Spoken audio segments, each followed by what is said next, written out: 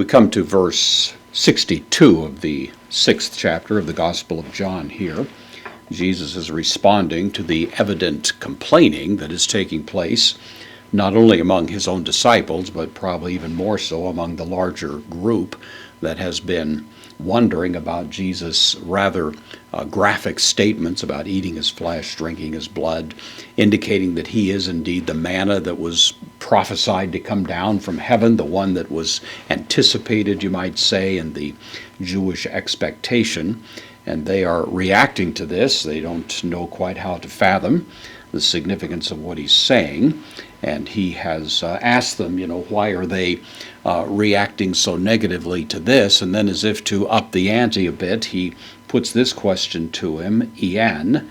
This is the word for if. It takes the subjunctive, so it usually implies a situation where there's a more, or there's less certainty around what the answer might be. So Ian, un, the postpositive conjunction therefore if, and then theoreta.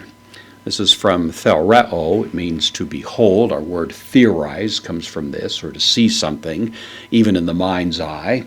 That's the idea of to see it kind of conceptually is really the notion here, and it helps us understand really what's going on. So if theoreta, this is the second person plural, present active subjunctive. So if you should see would be the idea. What if would almost be the sense of this. What if you should see ton huion, direct object of that verb, the Son, to anthropou, of man. What if you should see the Son of Man, this character that Jesus refers to and identifies with as the really favorite title that he uses for himself. What if you should see the Son of Man anabainonta?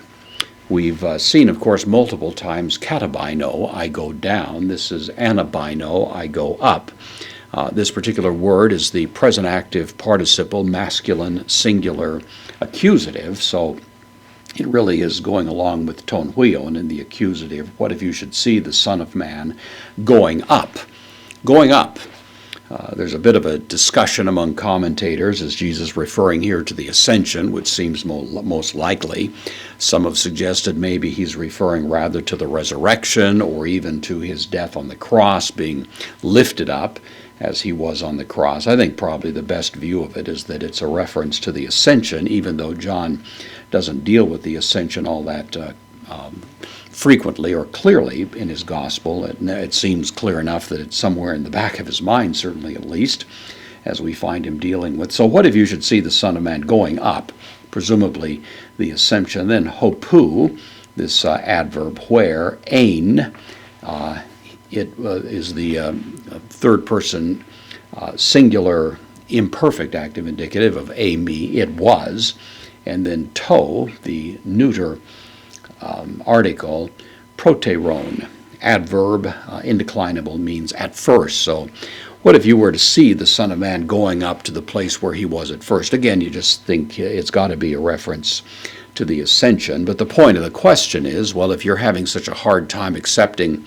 what I've said already about offering my flesh, offering my blood, eating me as the manna, the true manna that's come down from heaven, then how in the world are you going to get from there to an even grander and more spectacular affirmation, this one who came down from heaven to offer himself, now going up back into heaven? If the one is an impediment to you, how much more will this other one be? Will they be able to recognize, to appreciate, to understand the great significance of his ascension when he ascends into glory, ascends into the position of ruler of the kings of the earth, King of kings, Lord of lords? How are they going to assimilate that information if the relatively lesser information has been so difficult for them to understand?